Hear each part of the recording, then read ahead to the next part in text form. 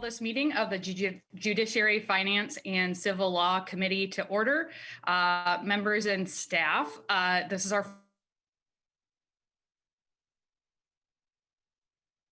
first remote hearing 2021 legislative session, and I know a first to many of our members of this committee. I want to go over a couple things before we start official business. We are holding this meeting, this remote hearing pursuant to temporary House Rule 10.01, which allows for committee procedures related to member debate and voting to occur by means of distance voting, remote electronic voting, or voting by other means designed to allow legislative operations while preserving the safety of the public, staff, and members. I do want to do a quick review of remote hearing procedure since this may be new to some folks and probably we could all need a little bit of a refresher. The default is to keep yourself on mute. So please be mindful of that. And we will, except for when you are speaking, and staff will not take you off of mute. So that will be on you to remember to do that when you are speaking.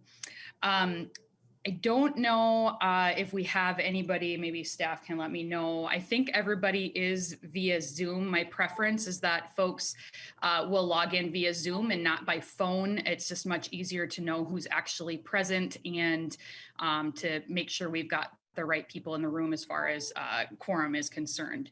And so that is my preference. We will be sending out some temporary rules hopefully very shortly, hopefully by the end of the day.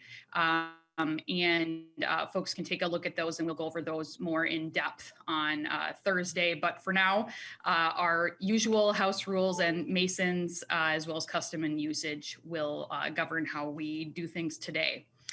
As far as recognizing people to speak, we ask that you use the raise your hand function. On the bottom of your screen, it is now under reactions. This is Zoom updated things just before our legislative session started. So just to keep people on their toes, make sure that you are using that raise hand function. If you do have problems with that or for some reason can't figure that out, you can email our committee administrator, Rachel Ganani, or I'm not sure, I think you may be able to send a message to her. I'm not sure if we've got that available. You do not have to lower your own hand. Staff will do that for you so that we can track who is here. Thank you everybody for being patient with us as we figure this out. And we may need to take certain pauses or breaks as we go to make sure that we've got everything working correctly. And just a reminder, we'll be doing procedural motions as far as approval of minutes, technical amendments via voice vote, but we'll use the roll call each vote that's going to refer a bill or which we are actually going to do today on the first day of a committee. And as is always the case, a member of the committee can request a roll call vote. I have been notified that apparently there's some dinging coming from my computer, so hopefully we can fix that. And I've been notified that a quorum is present, so we will get started. We will be taking the roll for attendance, and as this is our first meeting, when Anna calls you on the roll, if you want to introduce yourself and let us know what part of the state you come from, that would be really helpful. All right, Anna, go ahead. Chair Becker-Finn.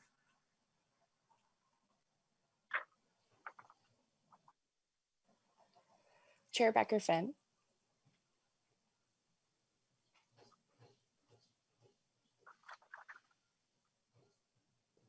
Anna, I can't hear you. Chair Becker-Finn. Okay. Yep, Chair Becker-Finn present. This is my first time chairing this committee. I represent District 42B. I live in the city of Roseville and represent Ramsey County suburbs. I guess that's all. You'll find out plenty about me as we go on. Go ahead, Anna. Representative Moeller. Hi, present. So I'm Representative Kelly Moeller. I represent District 42A, Arden Hills, Mounds View, Shoreview, and a little bit of Spring Lake Park. I'm happy to be here today. Representative Scott. Good morning. I'm Peggy Scott. I represent Andover, Northern Coon Rapids, and 1 precinct in the city of Andover. Looking forward to our committee's work. Representative Feist. Good morning, everyone. I represent District 41B, which covers the southern part of New Brighton, St. Anthony, Columbia Heights, and Hilltop. Thank you. Representative Frazier. Morning, everyone. Representative Cedric Frazier, District 45A, which covers the city of Crystal, New Hope, and the eastern part of Plymouth. Glad to be here. Representative Grossell. Good morning, everyone. Representative Matt Grossell. I've got District 2A, North Central Minnesota, Clearwater County, Beltrami County, Lake of the Woods County, and part of Hubbard. Good morning. Representative Herr. Present as Representative Kali Herr, 64A in St. Paul. Representative Hollins. Present, Representative Athena Hollins, representing 66B, which is the northern portion of the city of St. Paul. Representative Johnson. Representative Brian Johnson from Cambridge. I serve District 32A, which is most of Isani County in northern Chisago. This is my 5th term, and all 5 terms I've been on Judiciary. Looking forward to working with everybody here today. Representative Liebling. Good morning, everyone. Tina Liebling, House District 26A, which is part of Rochester, which you can see in my virtual background there. Good morning. Representative Long. Present. Good morning. Jamie Long, representing Southwest Minneapolis. Representative Mortensen. Present. I represent District 55A, Shakopee, Louisville Township, and Jackson Township. Representative Novotny. Paul Novotny, 30A, Elk River, Big Lake Township, and a portion of Otsego and Wright County. Representative Farr. Ryan Farr, 20A. I represent the western side of Lesueur County and the southern tier of Scott County. Representative Robbins.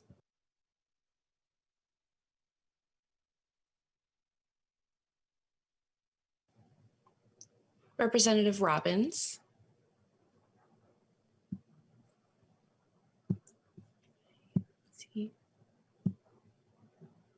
And it looks like your sound isn't coming through, but I can see her here.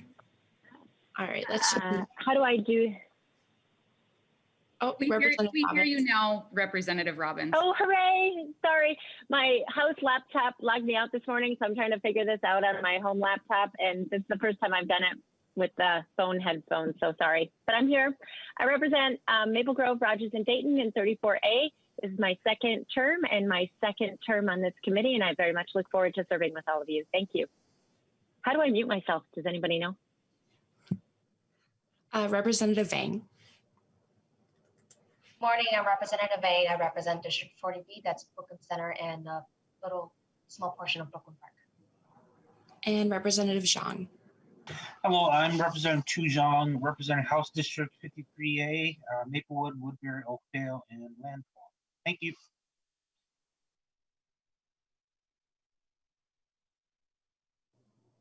I believe that's everybody.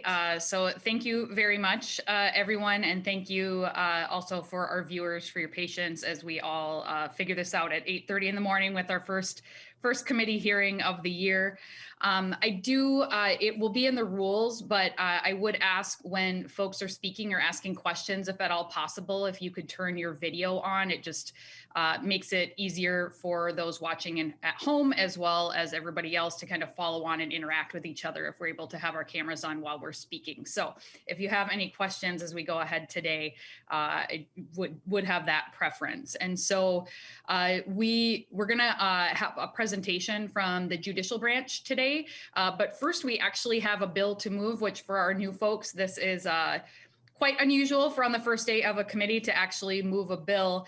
But the bill, and I am carrying that bill. If we were in person, I would be handing the gavel over to my vice chair, Kelly Moeller, but via Zoom, it's actually a little more efficient to do it this way. So I will move House File 17, which is a marriage application in-person requirement waiver extended. So it would be my motion to move House File 17 to be placed on the general register. And to explain a little bit about this bill, so back in March, we the longstanding law has been that a marriage, to receive a marriage license, you have to go in person to get that marriage license. And so this spring, at the beginning of COVID, we passed a law along with some other things, allowing people to do things remotely. And so what this bill does is simply extend that waiver of the requirement that it be in person. It extends it to May 31st. So it's not changing things permanently. It's just extending that waiver so that counties have the option to give marriage licenses in via remotely, and different counties are doing it that different ways. And we do have a couple testifiers today. And so I think they can explain how it's working. We do have support from the Association of Minnesota Counties. I believe they're one of our testifiers today, and happy to answer questions as we go forward. But it's pretty simple. It's hopefully you've actually read the bill, because it's one of those bills that there's really, it's just over a page. So hopefully folks have had a chance to read that. Let's see, trying to remember if there's anything else. I think, let's see, we'll go to Representative Scott, and then we will go to testifiers. Thanks, Madam Chair. And I can reserve some of my comments to the end of the testimony. But just wondered, is this bill going directly to the floor then, or does it have another stop?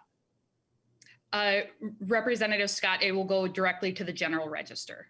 So no other committee stops. And I should mention that the current iteration of the waiver expires on January 15th. Today is the 12th, and that is the reason for our urgency in passing this on the very first day of committee. And so with that, we will go to testifiers. The first person I have on the list is Barbara Olson, Regional Manager for the Government Center and Ridgedale Service Centers Division with Hennepin County. So Ms. Olson, hopefully you are with us. Unmute yourself and please go ahead with your testimony. Good morning, Madam Chair and members of the committee. My name is Barbara Olson, and I'm a Regional Manager with Hennepin County with oversight to the Vital Records Unit. We are responsible for the issuance and storage of Hennepin County marriage records.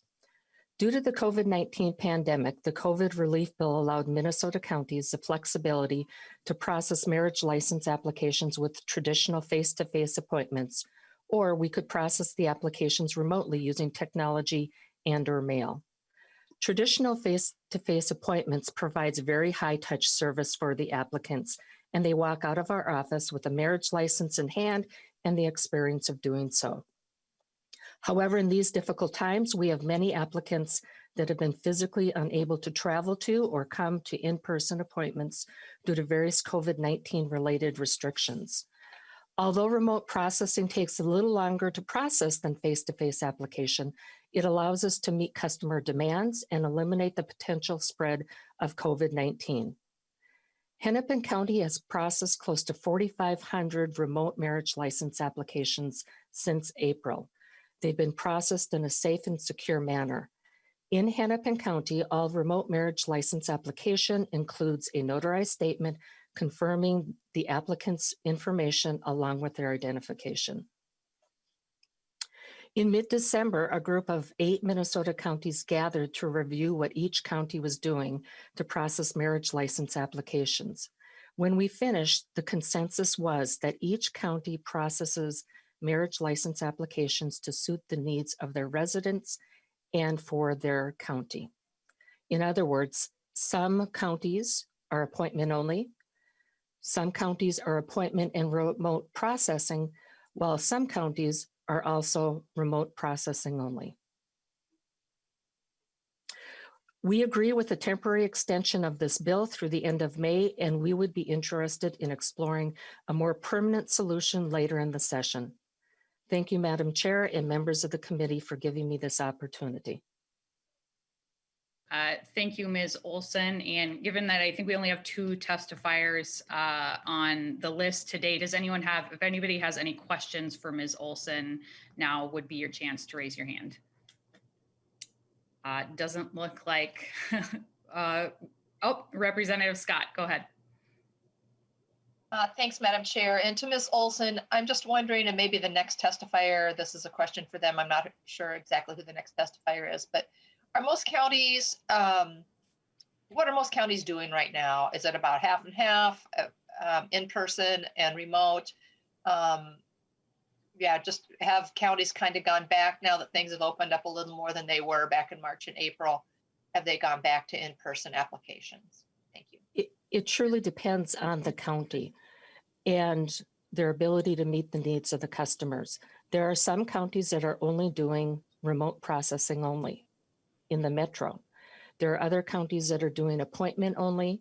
In Hennepin County, we are processing mostly remotely. However, we do have open slots for customers on an emergency basis. Thank you, Ms. Olson. Any follow-up, Representative Scott? Okay.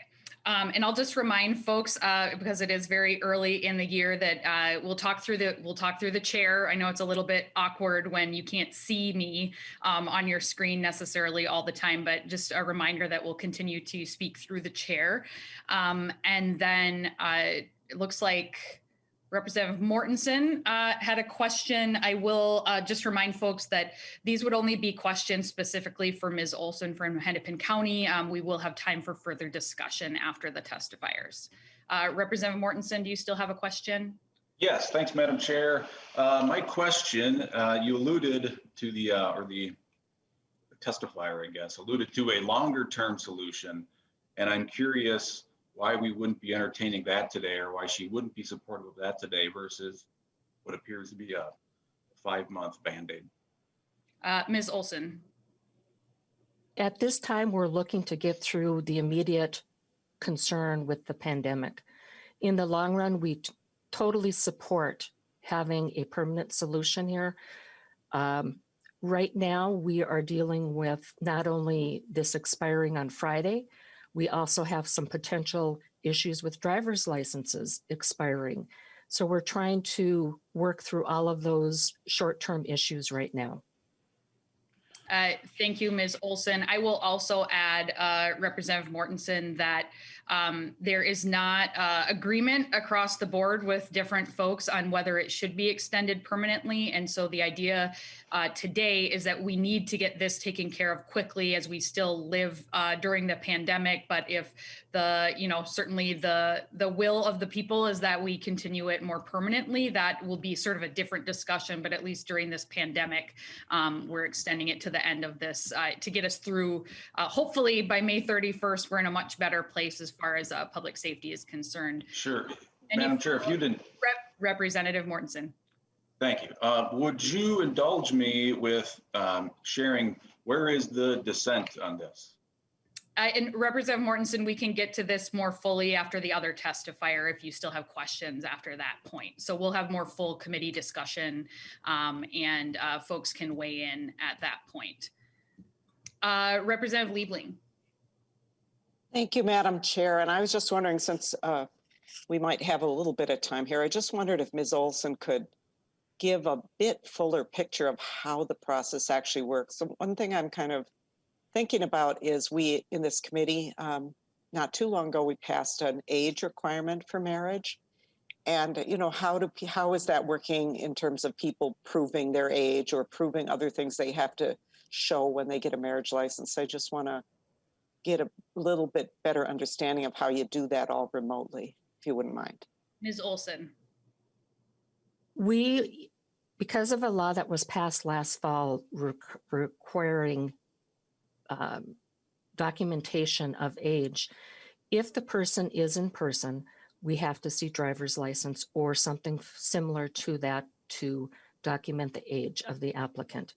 When we're doing it remotely, we ask that a copy of their driver's license or the appropriate document be enclosed.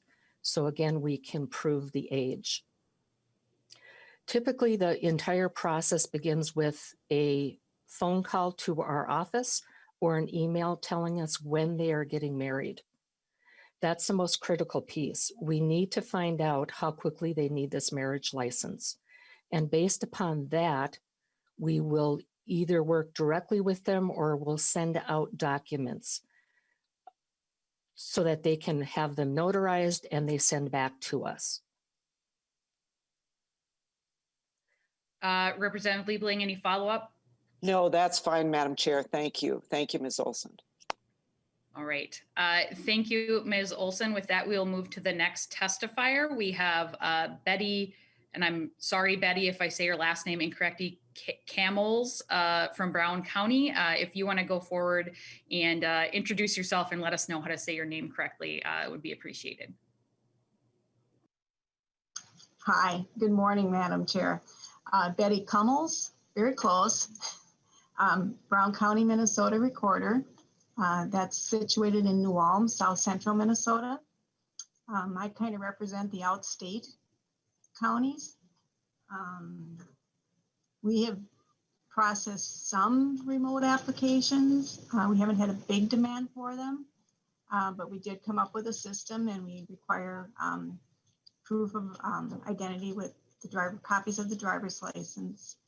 And we follow up with a phone interview with each applicant and just ask pertinent questions, get some of the private data like the social security number. And it's working very well. We are open to the public, so the demand for it hasn't been that great in our county, but I know there are still some outstate counties that have not opened up to the public. And as far as moving forward for a long term, I see benefit in that because we often have couples that are out of state and coming home to get married. And the time frame to get the license isn't always convenient. They're not coming home until the Thursday night or the Friday before the wedding, and they need their license. So it would be beneficial for that reason in the long term as well. Any questions? All right, thank you, Ms. Cummels. I will also remind folks that the issue before us today is House File 17, which is extending the waiver to May 31st. There were no amendments filed. If folks if somebody wants to bring a bill forward to have a more full discussion, you know, the notice that was put forth for the public was the extension of this waiver. And so I just want to be mindful that folks who may have been interested in extending it or opposed to extending it further than May 31st were not properly noticed of that. So we can certainly have a more full discussion of that at a later date, but right now this is the bill before us. Thank you, Ms. Cummels. Does anyone have any questions specifically for this testifier?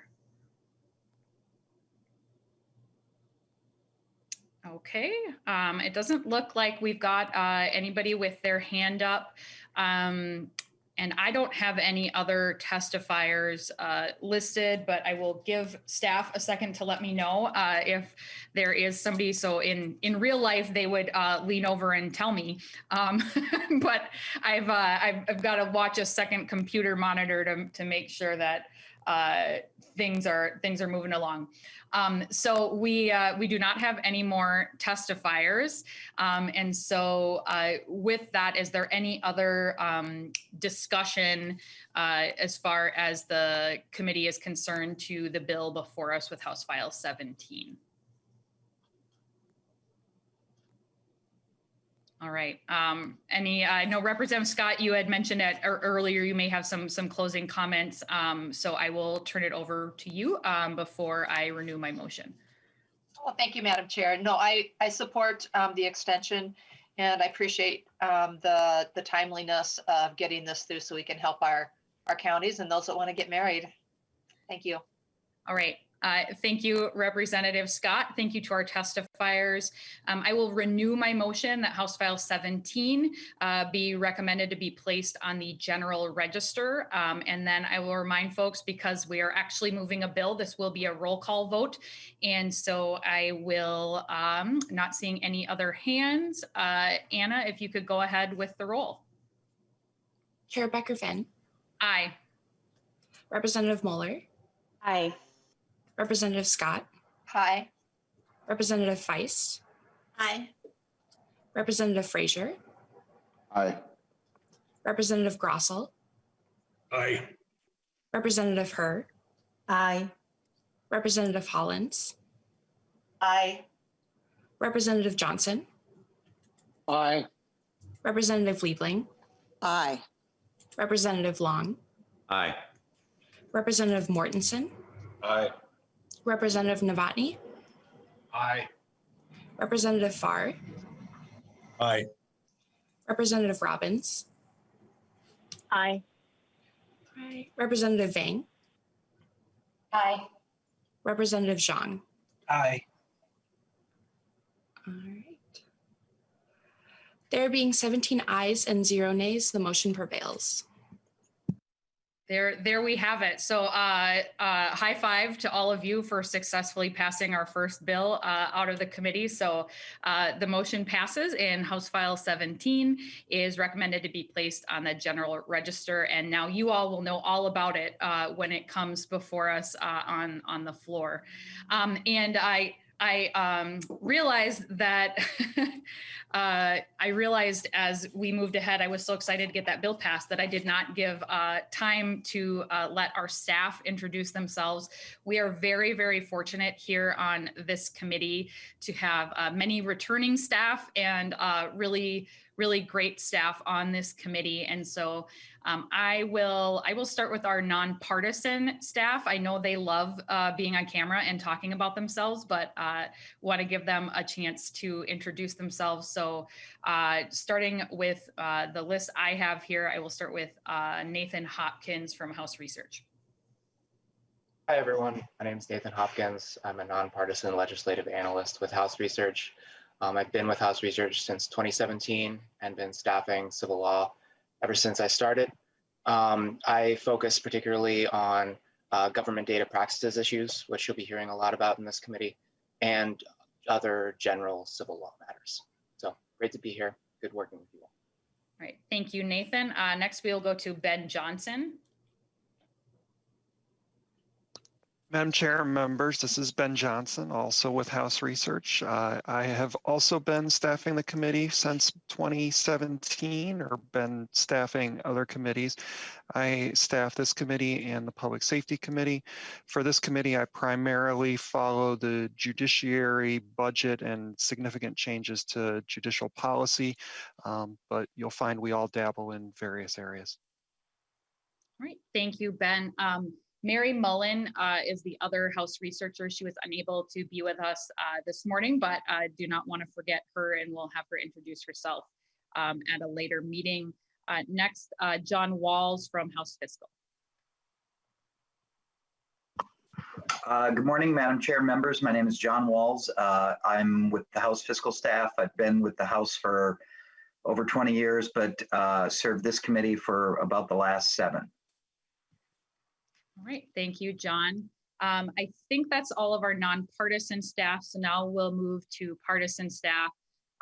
Usually we would be able to sort of mingle before and after committee and get to know each other a little bit, but this will have to do for now. So I will go to Callie Lehman. Hi, good morning. I'm Callie Lehman, and I'm the GOP researcher for this committee. Thank you, Callie. Looking forward to working with all of you. Next, Rachel Ganani.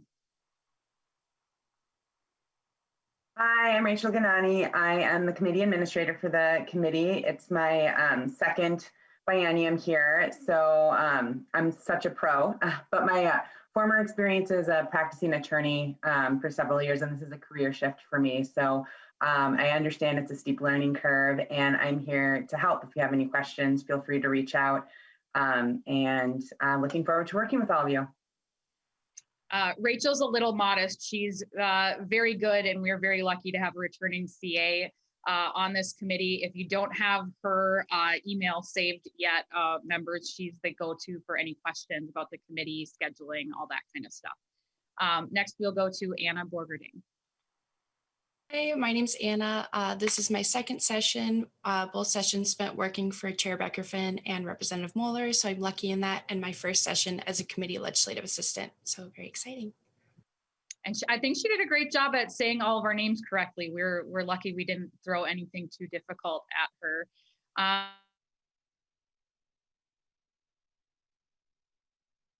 I'm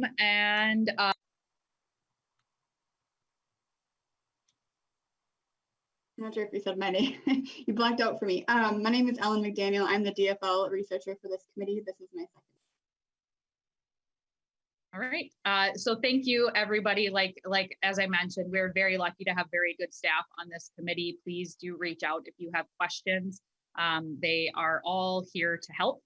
And hopefully I'm also looking, I don't think I forgot anybody. So we'll get to Mary Mullen at a later date.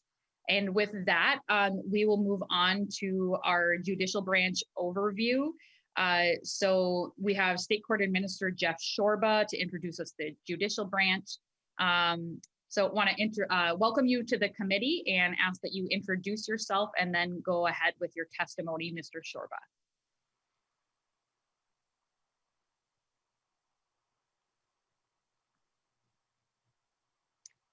Mr. Shorba, I believe you're muted. There you go. My first technical difficulty. The next will come when I'm going to try to share my screen here. Good morning, everyone. I'm happy to be here for your first meeting and to present to the committee. I'm going to look for the presentation here to share the screen with you in a second here.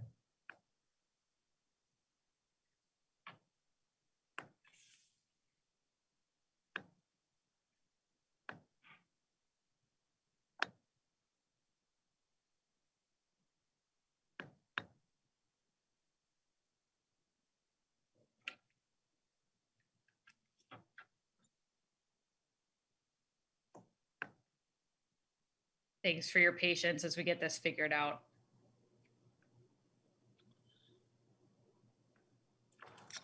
It came up very well in rehearsals. Very good. Well, we've got it in front of us now. Go ahead, Mr. Shorba.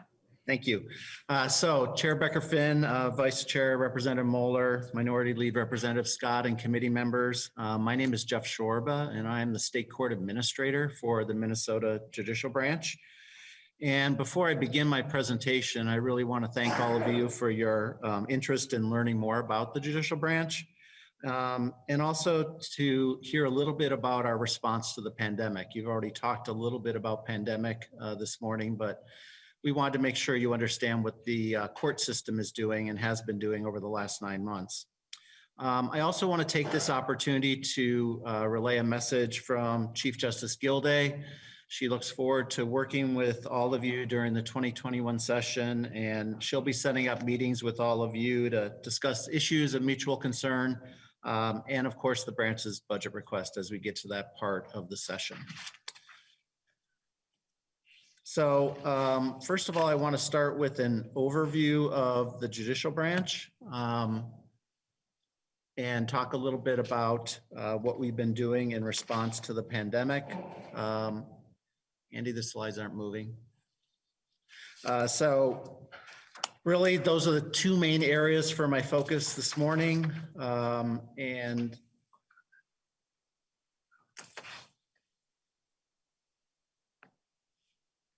here we go. So the first is just to give you a reminder about the judicial branch mission. We're providing justice, we hope, through a system that really assures equal access for the fair and timely resolution of cases and controversies. This has been our mission statement for a number of years, and we take it very seriously. There are very important words in here, and we'll try to focus on some of these words as we give you an overview of the branch. But obviously, equal access for everyone, timeliness, especially during this time of the pandemic, is a concern for us, and we'll talk a little bit more about how we're doing with that. as we get into the presentation. This is just a reminder that the court system is a core government function addressed in Article 1 of the Minnesota Constitution, guaranteeing everyone a remedy through the court system, obtaining justice freely without purchase, promptly, of course, again, without delay. Every Minnesota is entitled under the Constitution to a remedy in both criminal and civil cases. For those of you not familiar with the judicial branch, as the third branch of government, we aren't the largest part of state government, but we have about 321 judges. Those are allocated by the legislature, approximately 2,600 employees. We handle about 1.2 million cases a year. That includes everything from traffic citations to first-degree murder. Geographically, we are the most diverse part of state government, covering more geographic areas than any other part of government, with 105 locations across the state. The legislature provides about $735 million of general fund money each biennium for us to operate the Supreme Court, the Court of Appeals, all of our district courts, our judges' salaries, the state law library, and the state court administrator's office. As you see from the asterisks, this does not include civil legal services budget. We operate as a pass-through from the legislature for the civil legal services budget, which is about almost $30 million over the biennium. And I'm sure you'll be hearing separately from civil legal services about their operations. We have a streamlined, what is called a form of operations for the judicial branch here in Minnesota. Three-tier structure, 2 appellate courts and a single trial court called the district court. This is not true in every state. You go to some of our neighbors, they may have a trial court, but they may have separate justice of the peace courts or juvenile courts. Ours are all unified into one trial court bench, and that unification took place in 1987. The Court of Appeals was established by constitutional amendment in 1983 to handle the large number of appeals from the trial courts. The Supreme Court has 7 members who hear cases and decide cases as a group. The Court of Appeals has 19 members, and they hear cases in 3 judge panels. And then there are 295 members, obviously, in our largest court, the district court. So I want to just touch briefly on each of these levels of court to just give you a little bit more information. The 7-member Supreme Court hears direct appeals, which we call petitions for further review, from the Court of Appeals, the Tax Court, the Workers' Compensation Court of Appeals, and first-degree murder convictions. Some of those go directly to the Supreme Court. The Tax Court, Workers' Comp Court of Appeals, first-degree murder convictions go directly to the Supreme Court. And then the court has what we call original jurisdiction in legislative election contests and judicial and attorney discipline cases. Only the Supreme Court can discipline judges and attorneys. Just to give you some idea about the number of petitions we get at the Supreme Court level and how many are actually taken, in 2019, we had 620 petitions for further review filed with the court, 95 direct appeals. Of those 620 petitions for review, 87% were denied. So only 13% were accepted for some kind of hearing with the Supreme Court. So a lot more petitions for review than are actually taken by the court and heard by the court. And those are all assessed by the court, each individual case, and decided whether they should be taken. The Court of Appeals hears appeals from trial court decisions, administrative agency decisions, the Department of Employment and Economic Development. So these are unemployment compensation claims. And they have original jurisdiction to hear what we call either writs of mandamus or prohibition. And those are situations where they may be asking the court to compel a trial court, a corporation, a public authority to do something or forbid them from doing something. So those cases also go to the Court of Appeals first and then may be appealed up to the Supreme Court. And again, those 19 judges hear cases in 3-judge panels. The district court is obviously our largest court with 295 judges.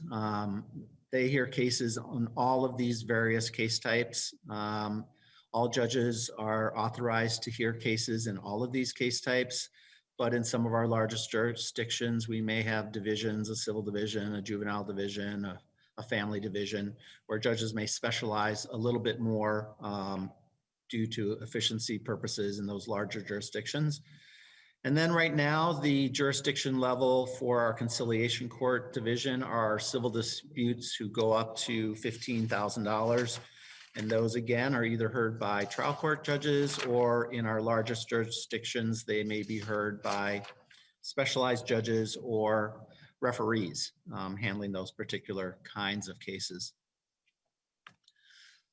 The filings that we have at the trial court level break down into what we call major and minor cases.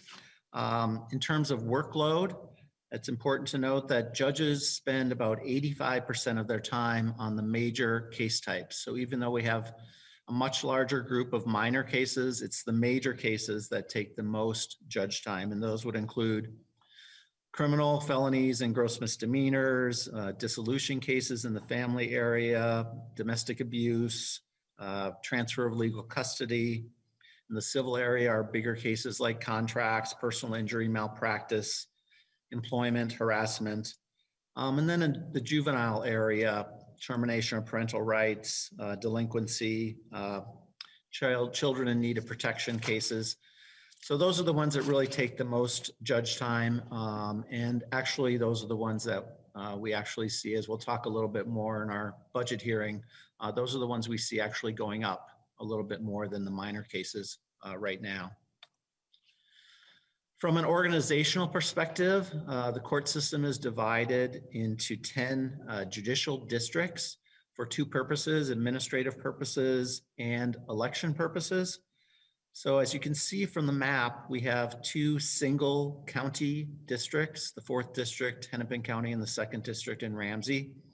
The other 8 are multi-county districts, ranging from 4 counties up in the 6th district to our largest district geographically, the 9th district, with 17 counties. And as you can see, those that district in the 9th, takes up about 1/4 of the state, so a large geographic area.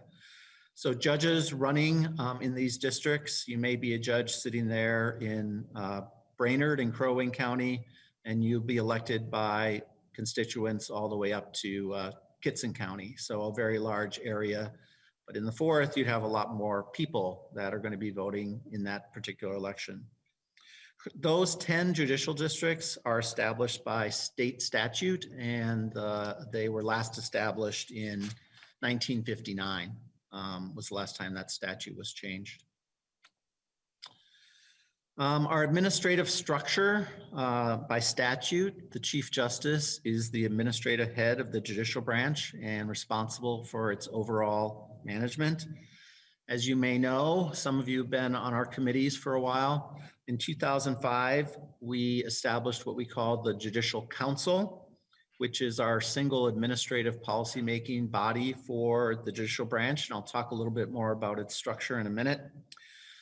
My office, the State Court Administrator's Office, serves as staff to the Judicial Council, and we provide assistance in all kinds of areas: HR, finance, information technology, et cetera, to the branch as a whole, and information to the Judicial Council. The Chief Justice, as you see in the lower left-hand corner, leads the Supreme Court, which continues to have responsibility for regulating the practice of law, determining who is admitted to the bar here in the state of Minnesota. They oversee all of our rules committees. They oversee any of our boards that are related to the practice of law, and those include lawyers' professional responsibility, regulating lawyer behavior, our boards dealing with continuing legal education and admission to the bar. Then as you see from the middle box, there is a chief judge of each of the courts. The Court of Appeals has a chief judge appointed by the governor. Each district court has a chief judge appointed by their peers.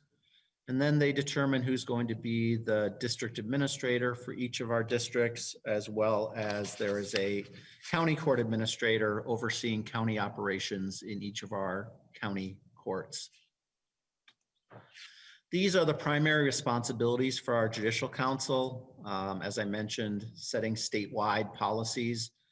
Strategic planning, we have a 2-year strategic plan. We're working on our plan for the next biennium right now. They determine what our legislative agenda is going to be, if we're going to ask for any changes in statute as we go into each legislative session. Very importantly, they determine what we're going to ask you as the legislature to allocate to the branch for the next biennium in terms of our budget. And we'll be coming back from you hopefully to talk in more detail about our current request to the legislature and the governor for the next biennium. And then court performance and accountability. We take very importantly our need to monitor ourselves. How are we doing in a whole range of indicators? How long our cases are taking, how quickly do we get to resolution, et cetera. And those are all published in our strategic plan and our annual report to the legislature and on our website. Over the past 10 months, I do have to say that our Judicial Council has really been instrumental on advising the Chief Justice on the branch's response to the pandemic and guiding our implementation and directives on orders issued by the Chief Justice with regard to our pandemic response. So I want to turn briefly, and we can take questions whenever you would like, Madam Chair, but turn briefly to talk a little bit about our pandemic response so that you understand what we've been doing in the Judicial Branch over the last 9 months, along with all other parts of state government. Mr. Shorba, I think before we move on to the pandemic response, I just want to let folks know that we will have a more budget-specific presentation. The idea today is so that you understand the structure and scope of the Judicial Branch. So if there are any questions from members as to the structure and scope and what has been gone over so far, we can take a couple questions before we get to the pandemic response. It looks like Vice Chair Moeller has a question. Thank you, Madam Chair, and thanks also to Mr. Shorba. And perhaps this question is for the later presentation, as you mentioned, Chair Becker-Finn, but I was just curious how interpretive services are funded. If those, I know there's kind of a mix of state employees versus not, and I'd just be curious to get a little more information about that. Mr. Shorba. Madam Chair, Representative Moeller, thank you for your question. All interpreter services are paid for out of general fund appropriations. We do have some staff interpreters who are situated in various districts around the state. We have them broken down by language. So we have some Spanish interpreters, which is the largest group of staff interpreters. We have a Somali interpreter, we have a Hmong interpreter. So we have about, I think it's 6 or 7 staff interpreters dispersed throughout the branch. And then the rest of the interpreters are ones that we use based on their position on our roster. So we have basically 3 levels of interpreters. One are those who are certified in their language, means they have passed a national exam to become certified in their language, and they get priority in terms of recruitment to handle interpreter events across the state. The other are those who are what we call rostered. They have taken a test and passed an English proficiency exam, and they are the ones who sit on our roster and are there for our court administrators to look to if we can't get a certified interpreter. And then the last, if we have to go to, is non-rostered interpreters. And those may be ones where we have a very unique language where we don't possibly have anyone in the state who speaks that language, and we have to go somewhere else and either have a Zoom call with them or some kind of a phone call with them to handle very unique languages. We We have about 105 languages every year that appear within our courts, some very unique, some much more common, of course, with Spanish. So that's a little bit of a summary of how we deal with interpreters, if that answers your question, Representative Moeller. Any follow-up, Representative Moeller? All right, doesn't look like we have any other questions yet. So Mr. Shorba, if you can go ahead now with the pandemic response. Certainly. So as I mentioned, as you know, because you've been dealing with it as well, this has been a really long and difficult year for our justice system. It's really challenged our ability to fulfill our constitutional responsibility to provide, as we said in the Constitution, justice freely, promptly, and without delay. And it's really forced us to take some unprecedented steps to protect the health and safety of court users, our justice partners, our judges, and our staff. So we've asked a lot of the state's court users and attorneys. We've asked for their patience as we've had to limit physical access to our courthouses, as we've had to postpone hearings and trials. We've asked them to adapt to new safety protocols in our courthouses and courtrooms.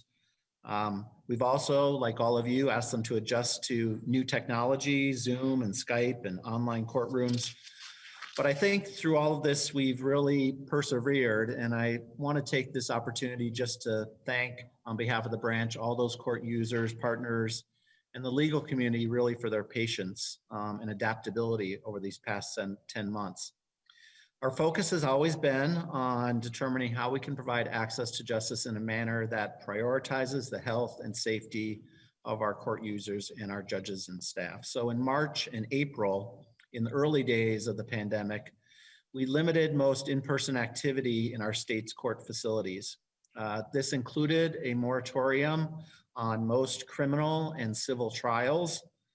But understanding that we were going to be going through this, at first we didn't know how long it would be, and then we understood this is not a short-term event. And so we spent those 2 months trying to figure out how we could eventually resume in-person hearings and trials safely. So we worked very closely with the Minnesota Department of Health to develop new health and safety protocols for our courthouses, along with a step-by-step guide for how courts could resume holding jury trials. Along with that, our IT staff worked day and night to try to transition judges quickly to remote operations with equipment and other procedures that we had to put in place.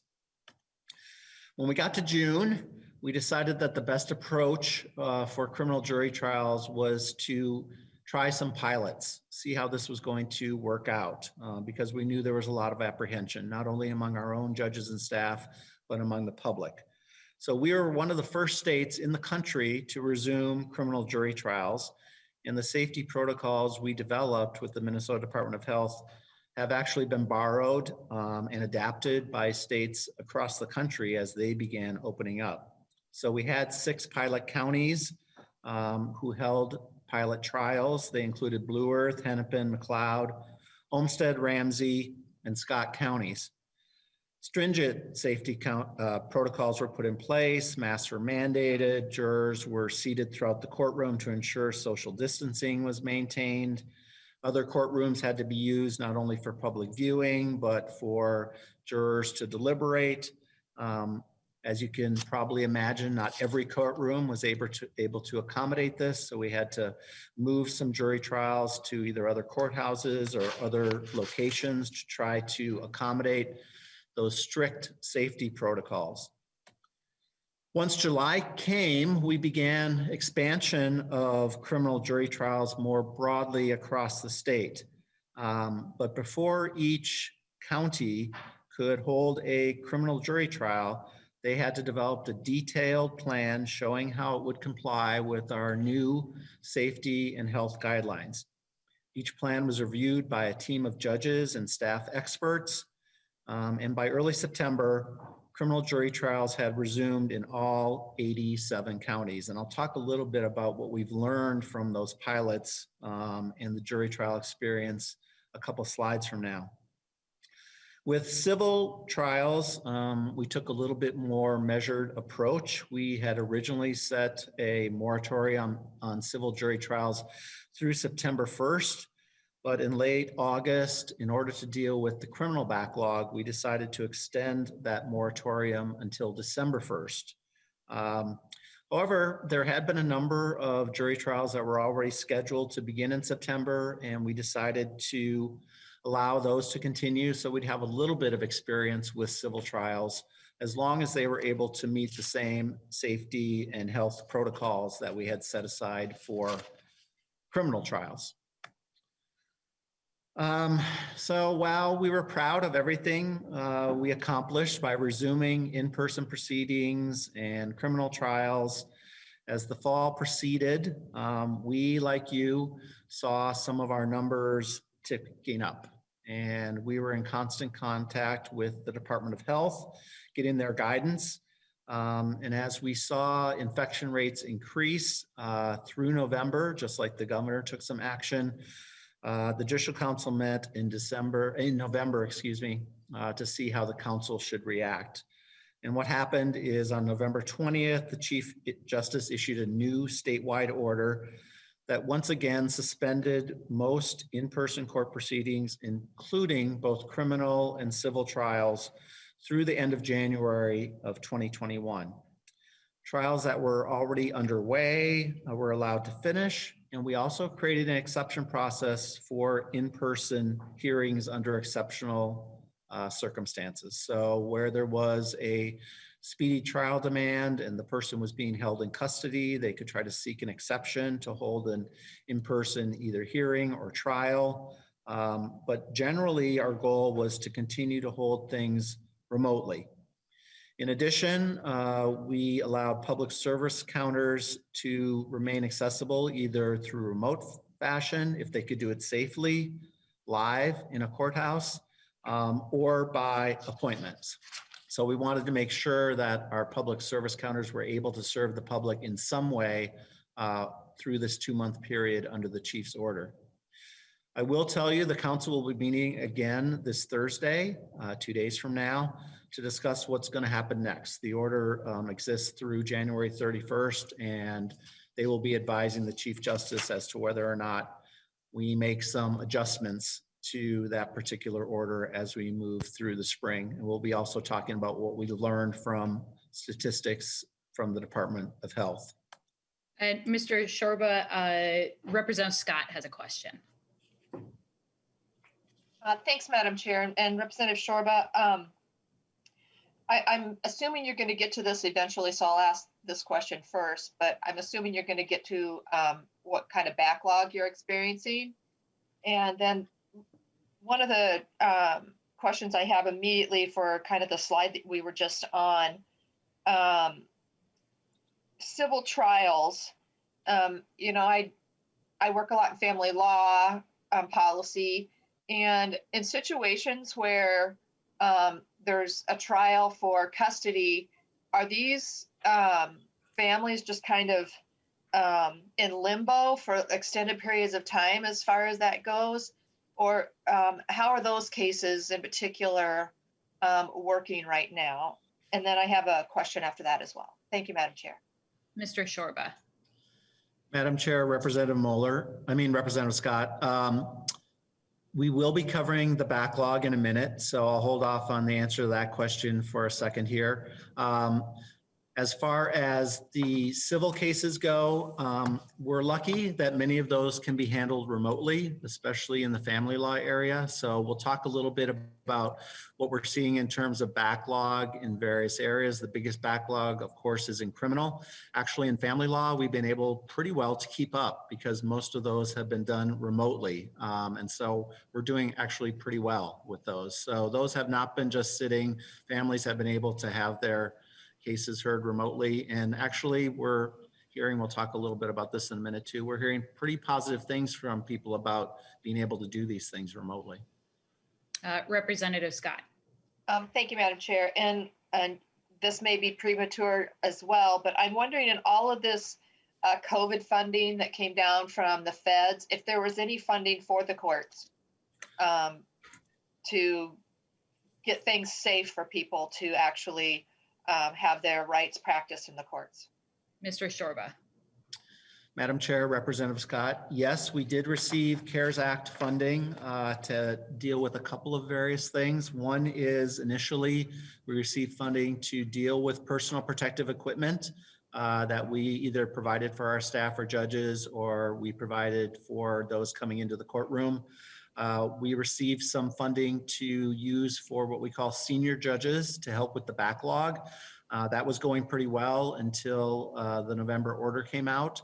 That funding has not been extended by MMB past the 1st of January, so that funding will have to go away. And then we received some funding to beef up our remote hearing technologies to allow our staff and judges to handle things remotely, as well as to put some things within our courtrooms to deal with remote technology as well. So those were the three basic categories where we received CARES Act funding. Thank you for that question. Any follow-up, Representative Scott? I'm good. Thank you, Madam Chair and Mr. Shorba. All right, go ahead, Mr. Shorba, with the rest of the presentation. So this slide talks a little bit about our jury trial experience. Between June and November, our district courts held a total of 184 criminal jury trials and 10 civil jury trials. Now that's about 1/3 of the number of trials we held during the same period in 2019. Just to give you some idea, among the 184 criminal jury trials, 89% reached a verdict. And among the civil jury trials, 90% reached a verdict. So they were able to proceed with the health and safety protocols in place. It's important to know that Minnesota does not allow anyone to decline to serve on a jury. They can be excused from service on a jury. But at the same time, we didn't see a big increase in the number of requests for postponements of the jury trial. As you can see from the figure on the middle of this slide, it was about the same as in 2019. And actually, our failure to report rate actually decreased during the pandemic. So we had more people reporting for jury trial service than we did pre-pandemic. So that was encouraging. People, I think, from what we've heard, and we've surveyed jurors after the trials, felt like the procedures we put in place for health and safety were positive, and they felt safe serving on a jury. So that was very encouraging among our surveys. Just to give you an idea of technology, we've relied heavily on the use of remote technology, not only for internal meetings, but for conducting hearings. At present, over 90% of all court hearings are being held remotely. We've also done things to accommodate those who don't have the capability to participate in remote hearings. Maybe they don't have their own technology, their own computers. So we have set up in our courthouses technology rooms where we have either computers or iPads or something where somebody can come in and use our technology in a safe manner to conduct their hearings and appear before their hearings. We're also rolling out a new pilot project where we are specifically providing technical assistance to those who may be in their home, but they get confused, just like I do, about how to use Zoom and what I should be doing. And yes, I'm on mute. And so technical assistance directly to those who are sitting somewhere other than in our courthouses. And that's proved very popular as we continue to use remote hearings. This just gives you a little idea of the incredible work we've undertaken to maintain court operations during this time of crisis. As you can see, in mid-July, our district courts held a little more than 16,000 hearings per week. About 60% of those were held with remote hearing technology. For reference, pre-pandemic, our district courts were holding more than 26,000 hearings per week. So about 10,000 less per week than we had pre-pandemic, but that was sort of at the beginning as we were just beginning to open up. So for the week ending December 18th, our district courts held more than 24,000 hearings a week, which is more than 90% of our pre-pandemic normal.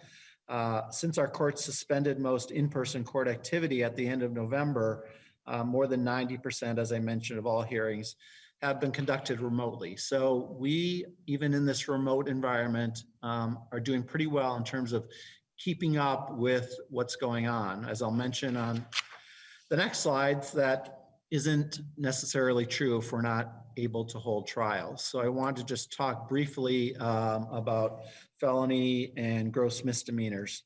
The use of remote technology has helped in some situations. So in civil and family, our caseloads have increased briefly about 6%. From 40,000 to 42,000, so not a huge increase. We really have no backlog right now for juvenile delinquency, children in need of protection cases, or permanency cases. But unfortunately, as you can see on this chart, the same cannot be said for felony and gross misdemeanor cases. At the present, the backlog is up 33% from the beginning of the pandemic. We're concentrating on tackling this backlog, as I mentioned, through the use of both active and senior judges. The Judicial Council actually set a goal to reduce the backlog by 10%, and we were on track to do that through the use of active and senior judges until the November in-person restrictions were put in place. So we're trying as best we can to handle things remotely, but until we can get back to more of a trial schedule, not only holding trials, but as those of you who work in the legal field know, scheduling a trial and the threat of a trial gets parties to settle a case. And without trials being set and the threat of that, we're having problems dealing with this particular backlog. So it's our most concerning area now within the district court system. Some of you may have questions about evictions. It's been an area where we've received many inquiries and discussions between our partners. As you can see, the number of eviction cases that have been filed really has plummeted due to the state moratorium. So during the time that the governor's executive order has been in place and the corresponding chief justice order, all 10 judicial districts have issued orders directing that all evictions filed are to be reviewed by a judge, and those eviction filings that do not meet one of the exceptions, so public safety exception, illegal activity exception, are to be made confidential during the moratorium. We don't want the fact that an eviction case has been filed against somebody, it can't be processed because it doesn't mean an exception used against an individual. So those cases are now kept confidential until we can deal with them in some manner after the moratorium is lifted. We are trying to put procedures in place, not knowing when the moratorium is going to be lifted and what the huge number, if it's going to be a huge number, sitting there will be. We are working with leadership in each district to develop protocols for case processing. We're reviewing things that we have on our website, FAQs and scripts for court staff to use in assisting landlords and tenants. We've been working very closely with legal services providers to make sure that we are referring people to places where they can get help, even during the moratorium, but certainly if something comes about after the moratorium. And we've been working with the State Bar Association on sort of a pro bono campaign, which we're launching later this month, called Lawyers Step Up for Minnesota, to try to provide pro bono services should the moratorium be lifted. So it's an area we're working on, but it's a little bit of an unknown given that the numbers are something we're just guessing at as soon as the moratorium is lifted. And Mr. Shorba, Representative Robbins has a question. Great. Go ahead, Representative Robbins. Thank you, Madam Chair. Thank you for your testimony, Mr. Shorba. Looking at the backlog, referring back to the slide on felony and gross misdemeanors, you mentioned that it had been going fairly well using senior judges, but that funding is about to expire. And so clearly, this is a priority for all of us. So is there any CARES money that you could use for continuing the senior judges reviewing these cases, or is there something in the very short term that the legislature could do to address this so that we don't have a lag in the use of senior judges? Mr. Shorba. Madam Chair, Representative Robbins. The CARES funding has expired. You may be aware that Minnesota Management and Budget made some decisions about which entities will be extended time to spend their CARES money and which will not. I will say we weren't consulted on that decision. We were just told that our senior judge funding would expire and would not be extended. And we were disappointed with that decision by MMB. We have some funding that is in our base budget for senior judges, but it's not as much as we had gotten from the CARES Act. I don't know if there'll be additional CARES applications that we can use, but right now we have no more CARES funding that we can use for senior judges. So we could certainly talk whether there might be some short term once sort of this order is lifted and we can begin doing more of these to supplement some of our senior judge funding. But in direct answer to your question, no, we can't use any CARES money on this anymore. And we may need to ask for some supplemental given what we see coming in terms of this backlog. Representative Robbins. Thank you, Madam Chair. I'm sorry, Mr. Shorba, but you cut out a little bit to my ears when you were speaking. So was it the Minnesota Management and Budget or the Federal Office of Management and Budget? Which entity decided that additional money was not going to be extended to you? Mr. Shorba. Madam Chair, Representative Robbins, it was Minnesota Management and Budget that made those decisions. Thank you. Any more follow-up, Representative Robbins? Not at this time. Thank you. Great, thank you. And then Representative Vang has a question. Thank you, Madam Chair. Mr. Shorba, I just have a quick question about the eviction. Can you clarify again what you mean by confidential if people were to file for eviction, but however doesn't meet the eviction moratorium exceptions? What do you mean by it's just kept confidential, and what's the protocol after that if the eviction moratorium is lifted? Mr. Shorba.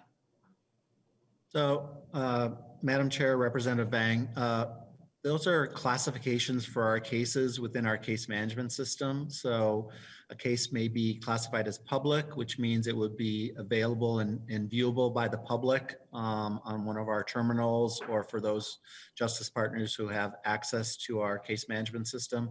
If it's confidential, it means that it can't be seen on a public terminal. So what we're trying to do here is we understand an eviction case may be filed against an individual. It doesn't meet one of the exceptions, public safety, illegal activity on the premises, et cetera. So then we would classify in our case management system that case as confidential. If the moratorium is lifted, it'd be up then for the landlord or who's ever filed the eviction proceeding to determine whether they want to continue proceeding with the case. We would then contact them. If they want to continue, then it would probably then become a public case because and it depends, you know, we don't know what the order is going to say. So if it's going to create broader exceptions, if it's going to say everything can go forward, it really will depend on what the governor's order and then the chief justice's order says. But right now, confidential means it's not viewable to the public. It can't be used. Any follow-up, Representative Vang?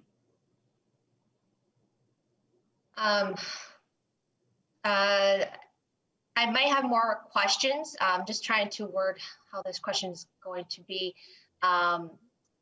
So those eviction, those cases that has been filed. So there were no eviction moratorium. Then would it? I guess what I understand right now with the eviction moratorium, it's they're not able to do that. And so actually, sorry, Madam Chair, just come back to me. I'm still trying to word this question.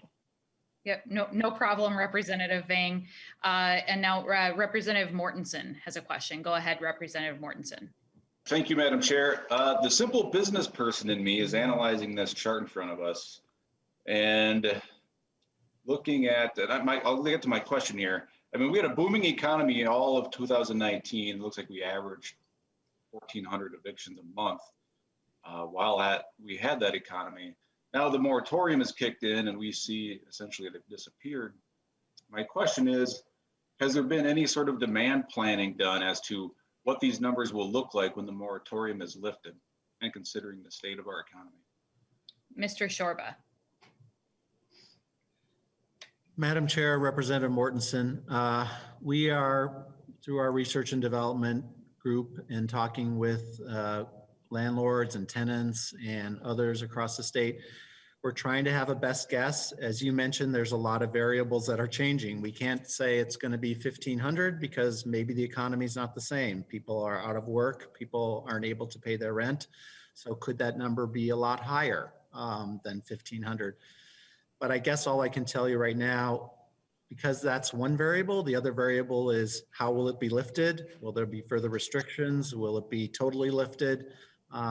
Ours is sort of a best guess as to what the numbers will be, and we're probably not going to know for sure until we actually get the information we need to see what's happening with changes to the moratorium. So we are trying our best, working with justice partners on this, but it is a guess right now because of those variables.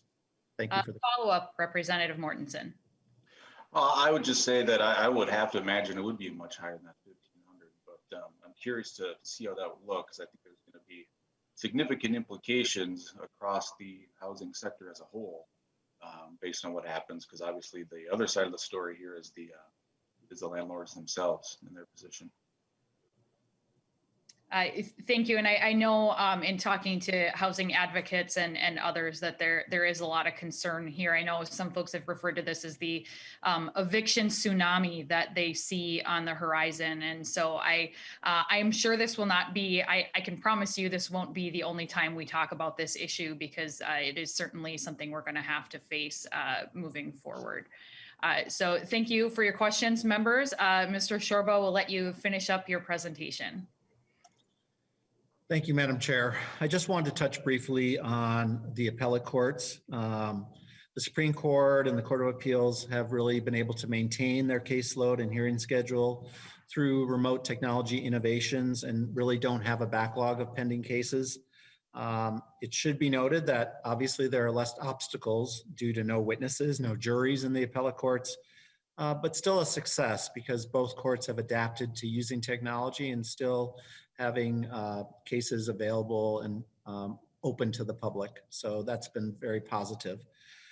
Just so you know, the bar exam was successfully conducted in July and September in person with safety protocols in place. So we're very proud of that. And new attorneys continue to be sworn in. Our clerk of appellate courts recently conducted a couple of curbside swearing in. So we're trying as much as we can to accommodate those new attorneys who continue to pass the bar and want to be sworn in Minnesota. So lastly, I just want to talk a little bit about how we see ourselves moving forward. We want to expand on lessons learned and continue to provide court services in a manner that is focused on our court users' convenience and access. First and foremost, we are going to continue relying on public health guidance from the Department of Health and the CDC. This pandemic has made it clear that the importance of the remote hearing and online services our courts already offer, but also the appetite that attorneys and the public have for doing more of their business with the courts online. So there are a number of questions. Are we going to transition when this is over to business as usual? We've formed a working group to look at that question and advise the Judicial Council on what kinds of practices we may be able to continue even after the pandemic is over. We're exploring expansion of online services. We've done that already during the pandemic, but we think we can do even more. We are seeing from not only litigants, self-represented individuals, our justice partners, there's a lot of positives that have come out of this pandemic. Before, you may have shown up at a courthouse and waited around to have your case called, and that wait could be an hour, 2 hours. Now in our Zoom environment, you may have a 9:30 Zoom call scheduled because you need to be scheduled for a call. You can't just wait around in a lobby somewhere. And our individuals who interact with our court system feel very positive about that. They like having a defined time. They also like the fact that instead of taking half a day off from their work and coming and sitting around the courthouse, they can take a 30-minute break from their job and get on a Zoom call and have their case resolved. So there are things like that that we are going to continue working with our justice partners on. We are initiating both a self-help center survey of litigants as well as an attorney survey, which is being distributed to both groups to try to find out what information we can gain from the remote environment. And we should have those results sometime in late February. So I think we've accomplished a lot. Our technology advancements have been amazing. We always know, however, that we have more work to do. One of the things we pride ourselves on is being a very innovative court system, ever-changing and adapting, which we've had to do more this year than ever before. So I want to conclude my remarks just by once again thanking court users, justice partners, and the legal community for their patience and adaptability. And I also want to thank our judges and staff who have worked tirelessly in very fluid environments to try to make sure that we are providing service to those who are using our court system across the state of Minnesota. So I look forward to any of your additional questions and to meeting you all virtually, maybe in person, and talking more about the court system with you throughout this legislative session. Thank you very much. All right. Thank you, Mr. Shorba. I will note that we don't have the latitude to go over time because of the constraints with the live streaming. So we've got 8 minutes here, but we'll go to Vice Chair Moeller with a question. Thank you, Madam Chair. And just a comment and a question. My comment is I just want to thank you as someone who regularly practices in appellate courts when I'm not at the Capitol. I do really appreciate all the efforts that have gone in to adapt during COVID-19. And another comment is just whatever we can do to be supportive as you're dealing with this backlog of cases, because for a speedy trial violation, the remedy is dismissal of the case. So we want to make sure that we're both making sure people get their speedy trial, but also not resulting in that remedy. My question has to do with orders for protection and harassment restraining orders. And I'm wondering if you've seen any change in the number of those types of orders issued. Mr. Shorba. Madam Chair, Representative Moeller, I don't believe we've seen a significant increase. I think we've had a slight increase. Some of that may be attributed, just supposition here, to more people spending more time together at home and all the stress that goes with that. But I don't think it's been a significant increase, but I could get an actual number for you on that and email your office with that information. Yep. Thank you, Mr. Shorba. And if you could send that to the committee administrator, we could share that with the rest of the committee members as well. Yep. Representative Scott. Thank you, Madam Chair. Mr. Shorba, I guess I just wanted to kind of make a little bit of a comment about, what happens after COVID-19.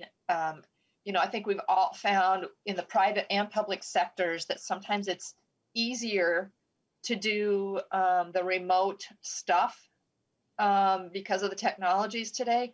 But I'm really torn, and I guess it's not an all or nothing thing. Less serious cases could possibly be done remotely, but I think there's so much value to in-person appearances in many cases. And I'm thinking particularly of maybe first-time offenders and having the sort of the nerve-wracking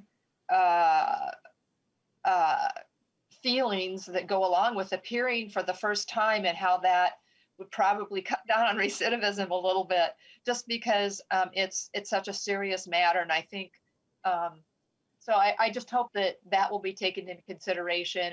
And as these decisions are made going forward, I think that the other side of that, of course, is that there's a lot of money that can be saved by doing these remote hearings.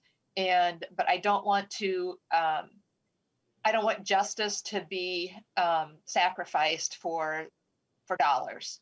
So I think it's going to be a careful balance of how we go forward. Thank you. No, you can respond if you want, but I just wanted to kind of get that out there as a comment. Thank you, Madam Chair, Mr. Shorba, for a really good presentation. Yep. Thank you, Representative Scott. And I think just so to make sure we have time, I know Representative Johnson has a question as well. So Representative Johnson. Chair, Mr. Shorba, members, I have to agree with Representative Scott on this. I've been in the courtroom many times as a testifier, as security, also involved in investigations, talking to the people. There is nothing better than in-person, one-on-one, or being actually there when the testimony is being done. Because it's not just the words the people say, it's also their reactions, their body language. It makes so much difference. When a jury sees somebody squirming because they aren't telling the absolute truth in the witness chair, they notice that. It affects them because it's the system. Our system is designed to get the truth. And if you can hide behind a screen, you can say whatever you want, and a lot of people won't see your body language, which is, I don't know if you've noticed, because we're wearing masks so much in public, people are having a hard time understanding what people are saying. Not because the mask is muffling the voice, because people are now seeing how much they actually read lips instead of listen to the words. And we have to make sure that we're actually reading the body language when we're doing these court trials, because that is so important. And I have to agree with Representative Scott as well. We can't sacrifice justice just to save a little money. Thank you, Representative Johnson. And I think absolutely, I know, some of the more sort of, technical types of hearings where we're not necessarily, not a jury trial, certainly, but I do think there is space into what you spoke to, to have a person miss a half day of work so that they can have a 5-minute hearing doesn't make a lot of sense. It never made a lot of sense to me. And so I think there are sometimes we're certainly hopefully some of the investments that were made in technology and those processes can be helpful to us moving forward. And with that, it is 9:58. We are going to end on time. So that will conclude our hearing for today. That presentation was emailed to members and is posted on our committee website. Our next hearing will take place this Thursday, again, starting at 8:30 a.m. And we'll be hearing from the public defenders as well as civil legal aid. And with that, the meeting is adjourned.